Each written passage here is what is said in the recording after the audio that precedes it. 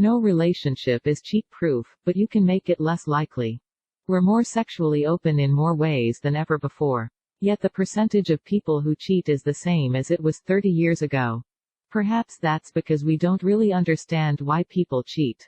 And the common tips for preventing it don't work. Now, I am not a relationship expert. But I am fascinated with relationships.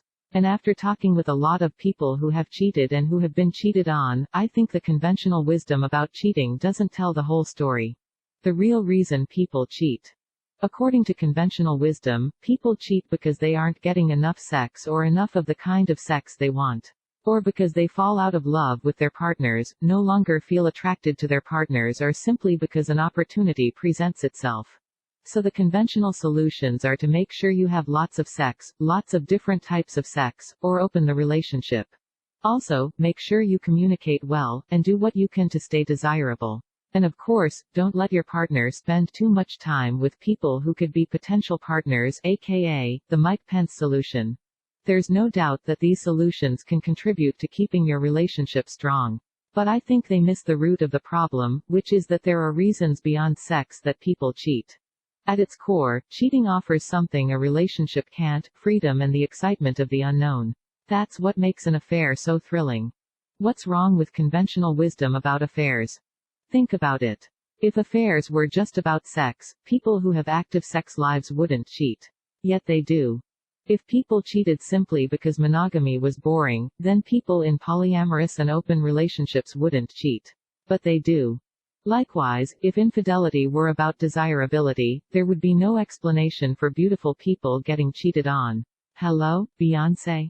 And if cheating could be stopped by strong religious boundaries, then Jim Bakker and Jimmy Swaggart, two self-anointed arbiters of morality, wouldn't have cheated. Yet they did. So clearly, lack of sex, love, communication, desirability and morality can't be the only reasons people cheat. Moreover, you don't have to be a relationship expert to know that infidelity is often about more than sex, and sex is often about more than sexual activity. How to stop the pain of cheating before it starts. If the desire for freedom and excitement are at the root of infidelity, then it seems worthwhile to address those needs in your relationship if you want to prevent cheating. Here are some ideas for doing that. 1. Be clear with your partner about your expectations, and listen to your partner's expectations carefully. When I first started dating after my divorce, I was initially surprised by the sheer variety of attitudes about monogamy. I quickly learned not to assume that a man would have the same mindset about relationships that I have. I also learned that people tend to speak the truth about themselves. I just wasn't always willing to hear it. If you want to prevent cheating, pay attention when your partner says things like, "Marriage is an outdated institution that never lasts. Monogamy is a good goal, but you can't predict the future. I love you, but I don't know if I could ever be faithful to one person." These phrases mean exactly what the person is saying: they don't believe in marriage, they don't think monogamy is realistic, and they don't plan on being faithful to one person for the rest of their lives.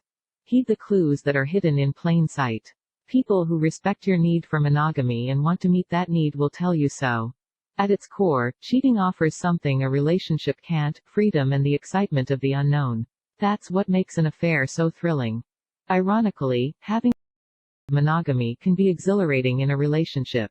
One of the pleasures of monogamy is knowing that someone wants you enough to claim you. That can be a heady feeling, maybe even as heady as an illicit affair. 2. Ask about your partner's emotional and sexual needs, and be open to the answers. This goes beyond listening. It means being non-judgmental and empathetic about what you hear. If your partner says he wants you to attend work events with him because it makes him feel important and loved, then it's up to you to accept that that's what he wants. It doesn't mean you have to give him everything he wants. You certainly aren't expected to meet all of your partner's needs. It simply means you don't need to disparage him for having them. It's human nature to have needs. It's also human to have differences, and to think that our way is the right way. If you see being by your partner's side at work events as belittling, and your partner sees it as supportive, it does not mean you are right, and your partner is a sexist Neanderthal.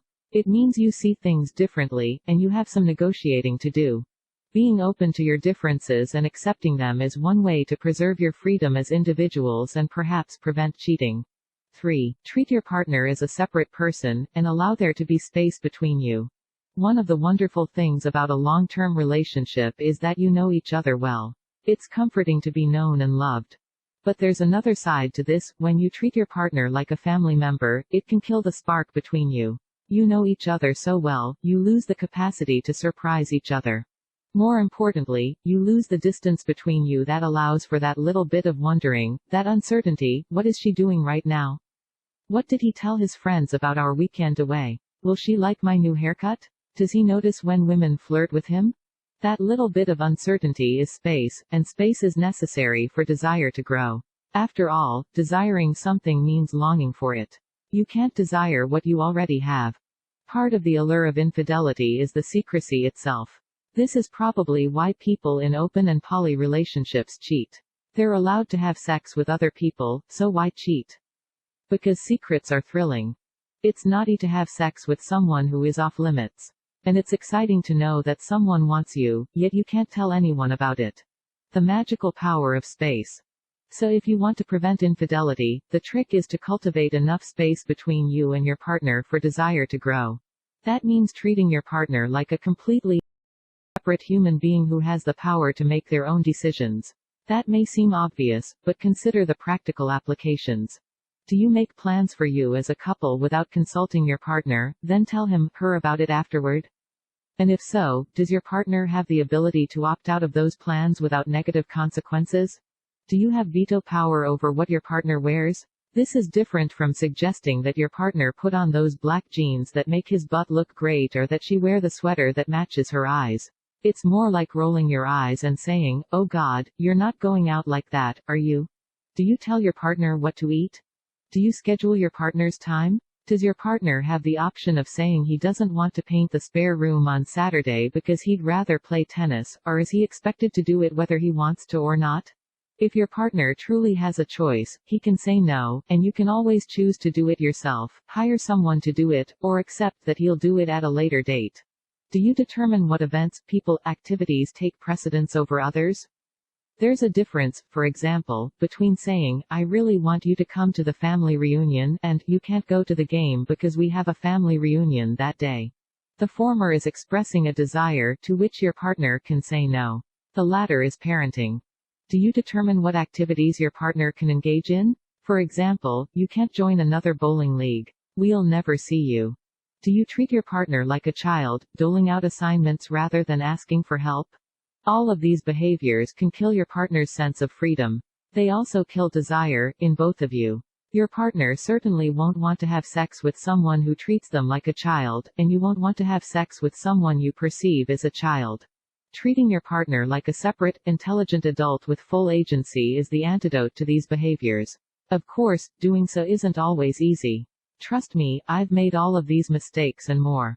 This attitude may also lend uncertainty to the relationship. But if preventing cheating is your goal, that may not be such a bad thing.